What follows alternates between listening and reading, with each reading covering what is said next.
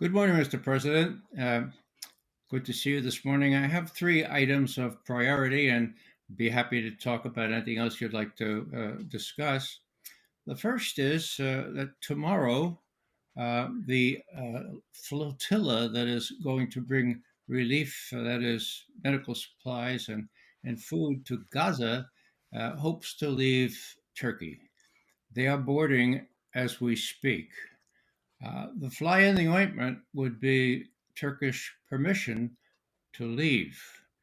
And we have a Washington Post article now, just 4 days ago, where one of the organizers, Ann Wright, a colonel in the Army and a former diplomat, says this very diplomatically. The regional dynamics are challenging.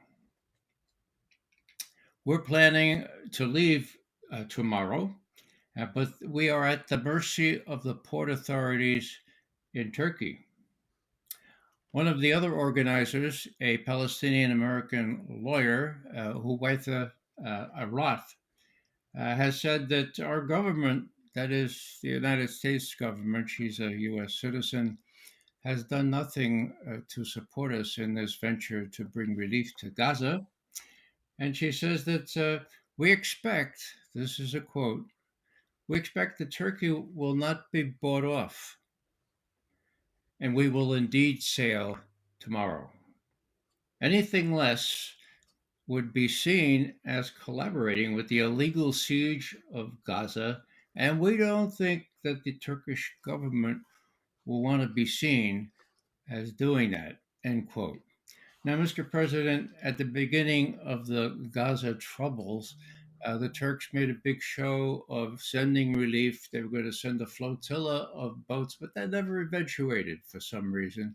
So, right now, the Turks have to make a decision as to whether they're going to allow the flotilla with 5,500 tons of medical and food supplies to leave tomorrow for Gaza. For Gaza, there's no indication, number one, that the Israeli authorities will act any more kindly than they did in shooting up those seven aid people just a week or so ago.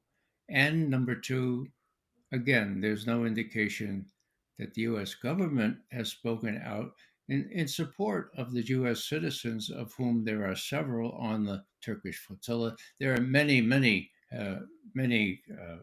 nations represented here and hundreds of human rights observers. So, Mr. President, we just want to let you know that tomorrow is a very important day, and our experience with these kinds of things is that when people are beholden to the United States, they listen to what the United States tells them. And I'll just add one short footnote here.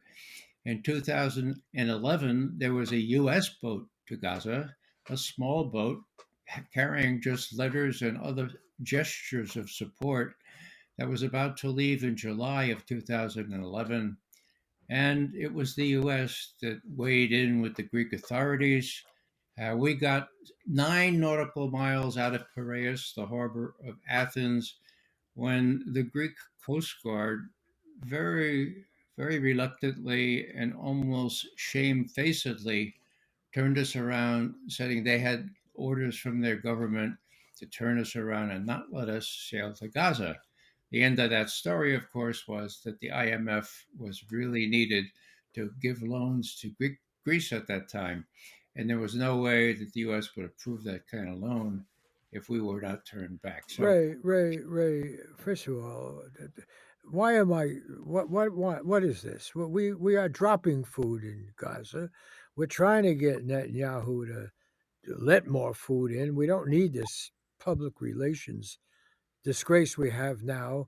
And what do I need an ex-colonel on a flotilla mucking about here? And what are they doing? Looking for a photo op or something like that? We got our hands full here, and it hardly seems that this rises to something we've got to spend a lot of time on. We're doing the best we can. We're getting land crossings in with food. We're trying to get Netanyahu not to kill any more of these people, because now people on these college campuses and everything here, they're blaming me for it. And I can't control Netanyahu. He's got Trump in his pocket. It's going to destroy the whole election. And you're telling me about some peacenik types that want to bring a small boat in and showboat with it? Well, let's get on with it. What else you got? Well, thank you, Mr. President. I just wanted to let you know that tomorrow is likely to be a very big PR day, whether or not the Turks allow this flotilla to leave. With respect to Netanyahu, Hey Ray, are these old friends of yours? I mean, did you know Colonel Wright? I You do know know these people? I do, and I need, Okay, well then you tell them they're just going to make things more confusing, and they're not helping anybody here. Okay? I will tell them that you asked me to tell them that, Mr. President, these people are justice people. They will not be deterred. If you'd like to move on to the next subject, I'd be happy to do that. Go for it, Ray. Okay. Today is another special day. It's April 25. On the 25th of April, 1945, you and I were just young people at the time. There was a meeting of US and Soviet forces on the River Elbe in the eastern part of Germany. This was the first time, after many years of struggle against the Nazi armies, that the US and Soviet forces came together. There are wonderful photo displays of how they met on the Elbe, and that was April 25, 1945. The rejoicing lasted all the way until the victory 2 weeks later, and it was clear that the Russians bore the brunt of the Nazi invasion. Imagine, Mr. President, 26, 27 million Soviet citizens dead. But we helped. We helped immensely with Lend Lease, with providing. Well, let me tell you a little story. I was in Moscow for the 70th anniversary. That would have been 2015. And after I gave a little speech, I recited a poem actually. A tall 6'3" Soviet general came up to me, all decked out in his Soviet uniform, his dress uniform. And he looked at me. He knew no English. What he said was, Studebaker, Studebaker, Studebaker. And then he gave me this great big Russian hug, okay, bear hug, okay. Now, what was that all about? Well, for your listeners or your viewers, many would not know that Studebaker Auto Manufacturing in the Middle West of our country turned over its entire operation to making trucks, jeeps, uh, vehicles that pulled artillery. We were providing that in hundreds of thousands to the Russians through Iran at the time, and without that kind of provision, uh, it's doubtful that the Russians could have won. At least they would not have won so early, and we would not have met at the Elbe exactly. So What what is do it? you want me to do, Ray? Make some pronouncement about this and Well, no, I'm trying to say, Mr. President, that this was the high water of U.S. Russian cooperation.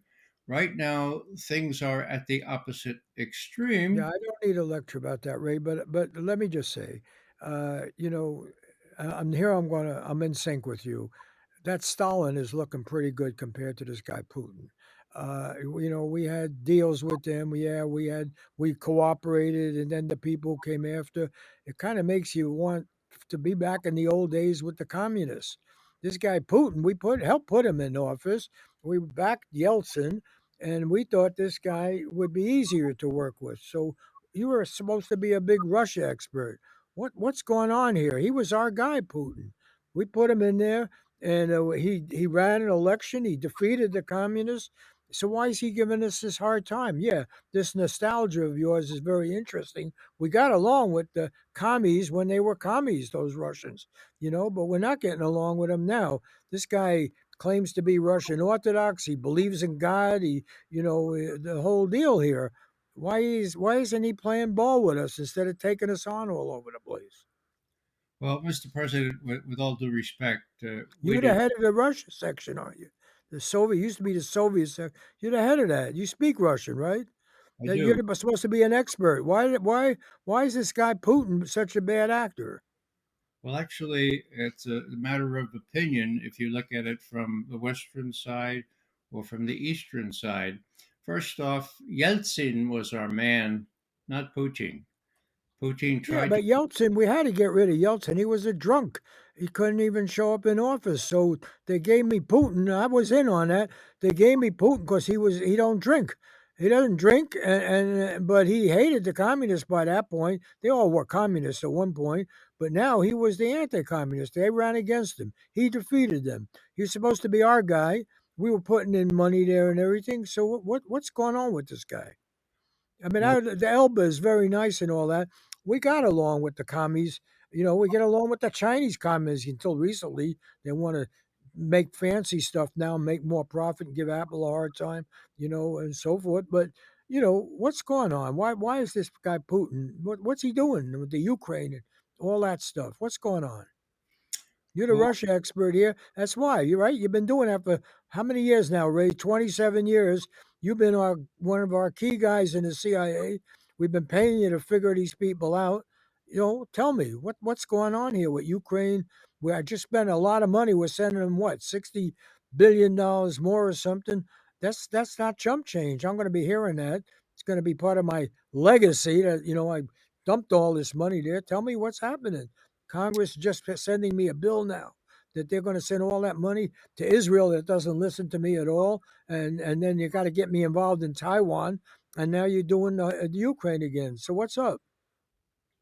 well, Mr. President, with respect to Putin's accession to power, that was a surprise to everyone when Yeltsin decided, well, I screwed this country up so much that maybe I pick somebody that has some prospect of putting it back in order. That was Putin, and he has done that. First thing he did was offer to President Clinton, hey, why don't we join NATO? Let Russia join NATO. And Clinton said, oh, I hadn't thought of that. And he checked with his team, and he came back that evening and said, no, no, no way, no way.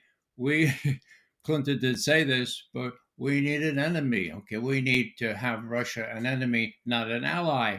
Now, fast forward to where we are now in Hey, let me Ukraine. check you on that, Ray. Sure. I'm being a little hard on you this morning, but you know a lot of this stuff. How come Nixon could get along with these commies, with the Russians when they were commies? How come Reagan he got along with that guy Gorbachev, right? He got along with him, still a commie, and they were going to even we had to stop him because Reagan was going to cut out all these weapons and everything. Thought we were in a whole new era of peace. That was a dream, that would never happen. We got to we'll destroy the American economy. We ever cut out these warm stuff, and a lot of luck getting elected to be an assemblyman in Idaho or something. But what's going on here? What is the whole deal? Well, after the Soviet Union imploded, Mr. President, there was the prospect of having peace in Europe. George H.W. Bush talked about a Europe free and secure from Lisbon to Vladivostok. That didn't happen. Now, why it didn't happen is a piece of history that shows that, the West was not ready for Russia to join NATO. Worse than that, the West was ready to break its promise made under George H.W. Bush not to move NATO, a military alliance, 1 inch to the east of Germany, which they did. They doubled the size of it. And the crucial point came with respect to Ukraine. The Russians said, Ukraine is a bridge too far. It's a red line. Please don't even think. Niet means niet. Don't even think about bringing Ukraine into NATO, and that was the fly in the ointment. The head of NATO, in testimony to the European Parliament, said the Russians said, if you bring Ukraine into NATO, we will have to invade. And Stoltenberg, the Secretary General of NATO, said, well, we told them, ha ha, we're going to bring Finland, we're going to bring Sweden, we're going to expand NATO. And so Putin got an expanded NATO, and of course we turned down his offer not to admit Ukraine, and so he invaded. So that was the name of the game. In Well, I other know, I approved that, but I was told that the Russians would just collapse, that nothing worked there, and and yeah, Putin would be stop being this irritant. He'd be housebroken, and which is what we had in mind in the first place. And so, what's going on here? And what's going to happen to my 60 billion that we're now sending them? That's not chump change. What are they going to do with it? You well, know, how Mr. much of it stays with us, by the way? Because that's good for jobs, right? It's good for the American economy. Yeah. Well, Mr. President, you and Secretary Blinken and others have made clear that 80% of that money will remain in the United States. What's left over for Ukraine, even if it was the whole shamir, even if it was the whole package, is not going to change the trajectory of the war in which Russia is winning. Now, I know this may be a surprise to you because you yourself were persuaded to say last July that Putin had already lost the war, and your CIA chief had said, well, yeah, the Russian military has been exposed for being terribly ineffectual for the whole world to see. So luckily, nobody's asking you why you thought that then. But if you still think that, you're really you're being misled. Now, there's a big contest within the intelligence community and within the pundit circle as to what this package will mean.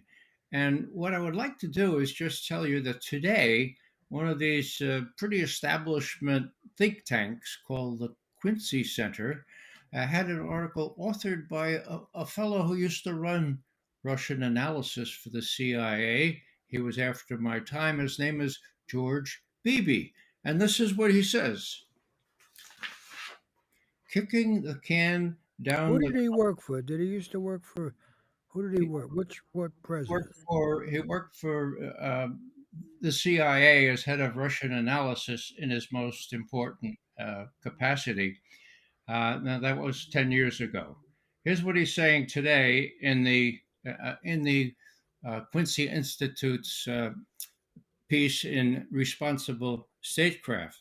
Quote, you're kicking the can down the crumbling road in Ukraine. Without a strategy, the new aid could be the worst thing to happen ever to Ukraine. And he goes on. If Washington were intentionally to design a formula for Ukraine's destruction, it might look a lot like the aid package passed by Congress this week. The What's he package talk? What's he talking about? He's saying that we're going to give him all the money Zelensky asked for, and they're going to crumble. I mean, don't these things hit that's more targets? Don't they wipe out the Russian advantage? Aren't this is our most some of our most advanced weaponry? You're telling me this stuff doesn't turn the corner on this? That's correct, Mr. President. I'm sorry if you are being informed to that effect by others, but this is BB, and this is the people who I trust on Russian analysis, and they're saying, as BB says here, quote, the package includes enough military and economic support to sustain Kiev's hopes for a few more months, but nowhere near enough to defeat Russian forces. He finishes up with this sentence: the new aid is spending that lacks a coherent plan for making it effective. That makes it a formula for prolonging, not ending the war. It will almost guarantee that Ukraine will continue throwing its dwindling resources of manpower into a war it cannot win, and which is wreaking even more havoc on Ukraine's infrastructure and its prospects for future prosperity. It will amount to both a waste of money and, even more disturbingly, a waste of Ukrainian lives. Now, bear in mind, Mr. President, this same guy, George Beebe, said just 2 months ago, "Oh, we need to provide more defensive military aid for Ukraine." So I trust them this time because he sees the handwriting on the wall. But he comes out of this establishment empire now, this think tank, responsible statescraft. So we need to pay a little bit of attention to people who are who are not agreeing with those who tell you that Ukraine can turn the page now. They cannot. Let me say one other thing, Mr. President, because you were vice president at this time. It was very revealing that Mr. Obama, president during your vice presidency, put the nail on the head or hit the nail on the head when he said, um, "Look, um, arming the Ukrainians would encourage the notion that they could actually defeat the far more powerful Russians, and so it would potentially draw a much more forceful response from Moscow." And then a senior State Department person said, and this is really worth thinking about, Mr. President, because I'm going to tell you who that senior State Department person was. This is back under Obama. "If you're playing on the military terrain in Ukraine, you're playing to Russia's strength because Russia is right next door. It has a huge amount of military equipment and military force right on the border. Anything we did as countries in terms of military support for Ukraine is likely to be matched and then doubled and tripled and quadrupled by Russia." End quote. Who is that person, do you think? It was Tony Blinken, 2015. What changed? Why is it 9 years later that the Russians can still be defeated when they're on the verge of winning? So, our caution to you, Mr. President, is to find out the right people to listen Well, to. where'd you dig that up, Ray? Where he said that? Yeah, Peter Blinken? Baker for the New York Times is sort of like the House person. I get it, but wait a second now. Why don't the reporters? What? How come they're not asking him? Huh? Well, How come it doesn't come up? I mean, what are you're just doing opposition research here on me? Mr. President, we who do media analysis have to pay as much attention to what prominent newspapermen and officials say on the U.S. side as on the Russian side. So, yeah, we pay close attention to this and we glean these insights. And this was on the front page of the New York Times. Peter Baker is sort of like a house journalist for the. When was that though? When? Was that? That's ancient history, or what? Was recently, No, or when this he was said it? back in 2015 when Yeah. Obama So said, they've forgotten it now, so it doesn't come up, right?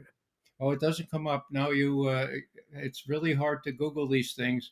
Uh, people of my age print things out and put them in files, and that way we're I sure. got, I got it, got it, Ray.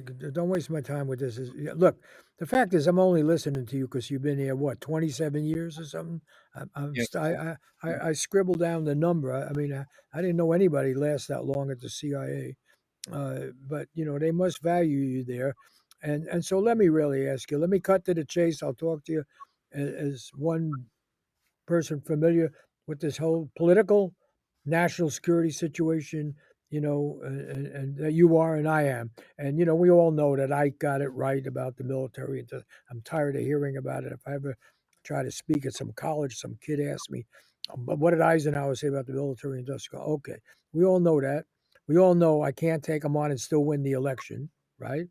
And the fact of the matter is, in this election, the one thing I got against Trump, who's going to drive me crazy about my being what a few years older than him and everything else, I'm going to have him there as Putin's simp. I can't be soft on these Russians. This is the best thing. I mean, I don't mean to be cynical here. I obviously care more about the country and its interests. But the fact of the matter is, in an election, and we are in election, let me remind you, Ray, I could actually do without these morning briefs. You know that. You've had presidents, say, "Oh, hey, wait a minute, I got to sleep in." I think Reagan said that to you. I got to sleep in the morning, and you just go talk to Weinberger or somebody like that. But let me just say, the fact of the matter is, in this election, the one time that these Republicans can't paint the Democrat as some kind of pinko lefty or something, because I got plenty of people on this House Progressive Caucus and everything. There are some people getting on my case, but what I got is that he's Putin's simp, right? So you want me to deny Ukraine whatever it asked for, right? And I agree. I mean, clearly we're not doing well there. Clearly, victory is not going to happen. But there's two things that bother me about what you're saying.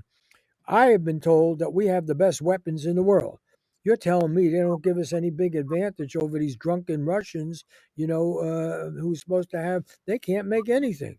They got no industry. So that's one thing. And the other is the money comes back to us anyway. It's jobs in the United States.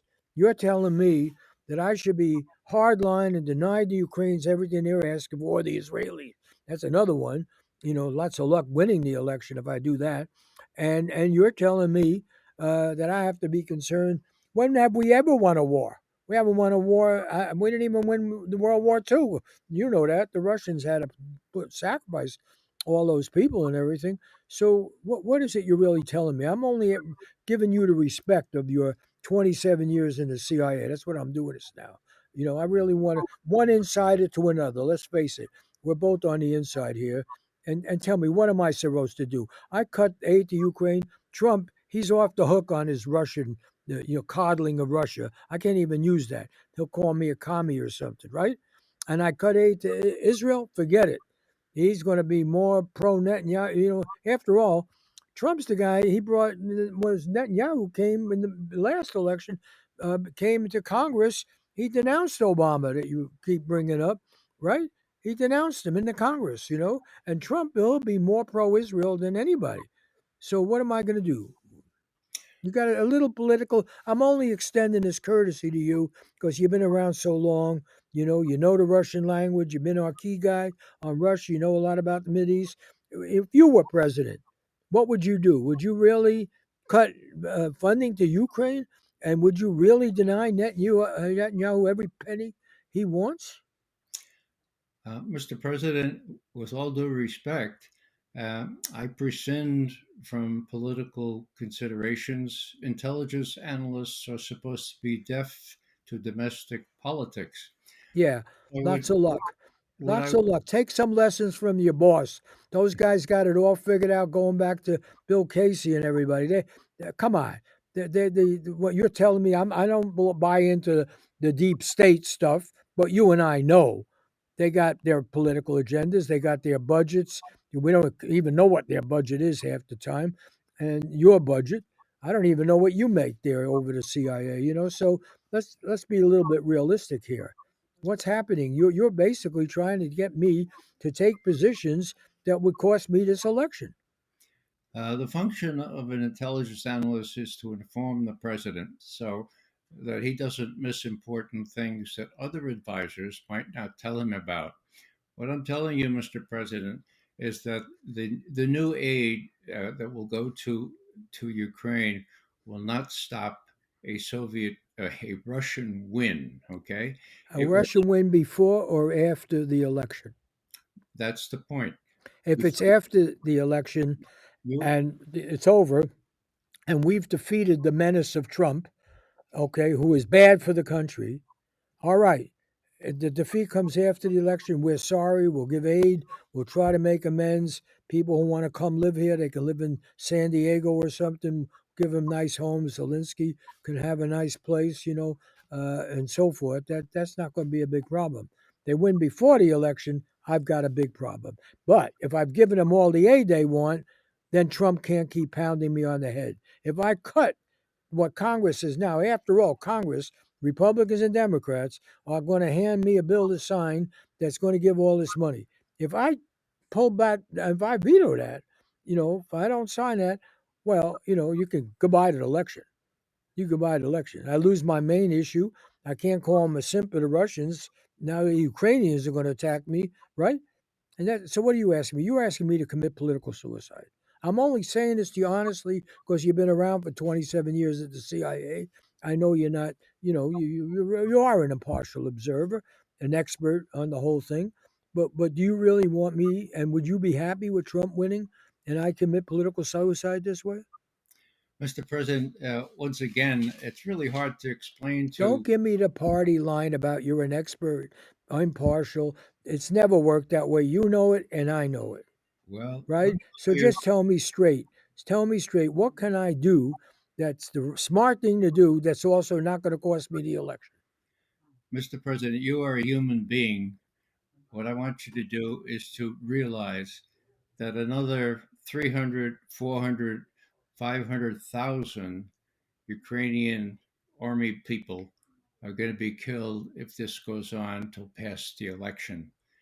The Ukrainians can't possibly win with the weapons that we're able to supply them now. We don't have them. They're not been produced yet. So for people who tell you this is just going to be fine, Mr. President, you just get through the election, you should be aware, and this is informational, not prescriptive. Okay, you should be aware that you will be responsible for several 100,000 more deaths in Ukraine and more destruction of its infrastructure. Now, your political problems are something else. I don't even pretend to give you guidance on that, but just so you could be aware, just so that you know.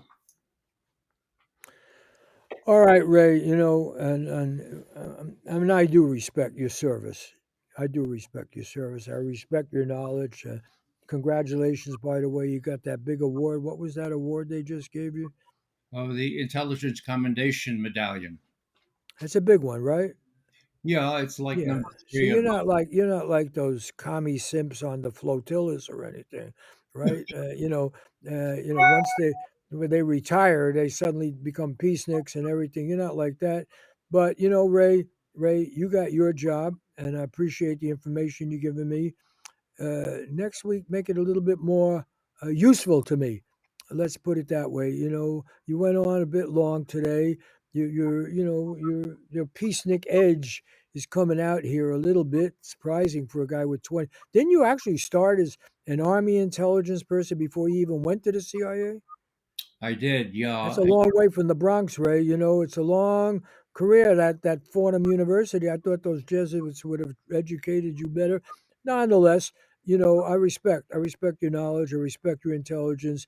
But next week, you got to give me some information I can live with and use. I don't need another big long history lesson. I got to know what my options are, and I'm just going to tell you straight, one veteran to another of this whole government business. I ain't committing suicide, political suicide. I'm not doing that, you know? So give me some information next week that I can use to come up with a position that seems reasonable to the public, even if it doesn't seem reasonable to you. But I'll make the decision about how much of the hard truth, and I'm not denying your assessment of the hard truth here, but I'll make the decision about how much of that would be useful to rallying the American people to defeat this utter criminal, dangerous Trump character, and hold on to our democracy, which is really the issue at stake. You may call it the lesser evil, you can call it whatever you want, but compared to that guy, I'm all you got. That's sane and rational, even if it doesn't sound that way in this conversation all the time. All right, Ray, pack it up. But I do honor your service and your experience, and bring me something better next week. Huh? Mr. President, I'll try. Meanwhile, thanks for listening.